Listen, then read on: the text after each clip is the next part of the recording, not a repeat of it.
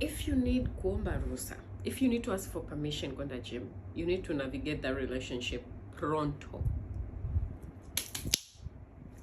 Niliambiwa jana, sijui juzi kwenye DM, kaambiwa ongelea swala la wanaume kukatazia wanawake zao kwenda gym. And these are my 2 cents. Na panic at your own risk, kapiga ngumi ukuta, go argue with your village, please. These are my 2 cents.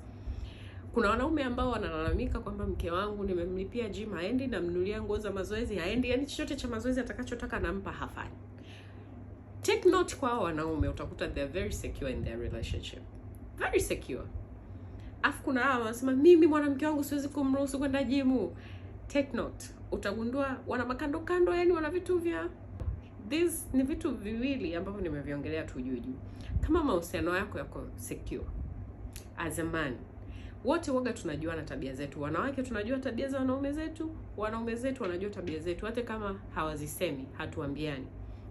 Kama mwanamke wako ni anapenda sana attention kwa wanaume, trust me, sehemu atakayoliwa sio hata gym. Ataliwa kama sio ofisini, basi na bodaboda, kama sio bodaboda, rafiki yako kama sio rafiki yako, just anybody, sio hata gym. Kama mwanamke wako ana discipline, kama mwanamke wako ni mwanamke ambaye anajielewa, na wewe unamkatalia kwenda gym, you as a man, you are the problem. Kwa sababu now you're projecting.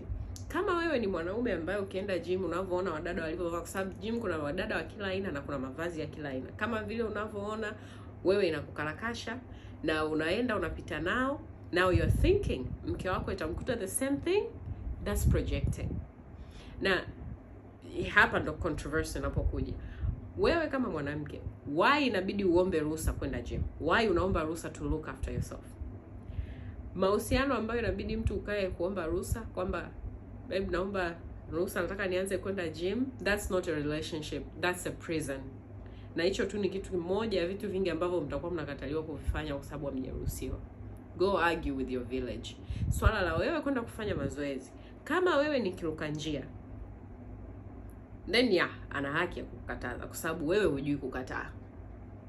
Na hata kama akikukataza utatafuta tu namna nyingine ya kuwa kiruka njia. So it has nothing to do with gym itself. Kwa sababu I'll say with my own small observation, wanawake ambao wanaishiaga kupita na wakaka wa mlemle ndani au trainers wana kind of similar patterns. Yani hata kama hawa dress the same, lakini kuna namna you can tell. Yani wote wanakatabia kakusik male attention, male validation. Yani ndio utamkuta mara kajibebisha mara, yani yeye kila mtu. Tupeni heshima wadada tunaoshinda gym, and I speak for many. Yani tunaingia huko, kuna muda hata tunaanza kuja kusalimiana miezi 6 au baada ya mwaka, ndio utakuta hata tunapeana hata hizo mambo. Wengine hata kukutana mtaani they're like tunafanya gym moja, and you're like I have no idea. Kwa sababu mimi kinachonipeleka humo ni kuchoma hayo mafuta, nipate misuli, niwe nitoe mafindo, niwe na flat tummy. Yani hata kusema unakaa unawaza mkaka mwingine, huo muda hata ku take note hauna. So kama mwanamke wako ni kiruka njia, this is for men. Na kama we dada ni kiruka njia, just know kwamba hapo that's a problem. But kama mwanaume wako anakukataza tu kuenda gym kwa sababu tu ni mwanaume na amejisikia kukataza, you need to rethink about that relationship pronto. Do not sell your freedom please mtu. A lot of women do that. Wanasema kakataza nisifanye kili please yeye, na ukiangalia hamna hata kitu kibaya unachofanya. Swala la kwenda gym, kama mwanamke wako ni kiruka njia, atapitiwa tu hata akiwa wapi. Na kama sio, hata kuwe na wanaume wanatembea vifua wazi na wamevaa boxer tu mojima, hakuna hata ambacho kitamface.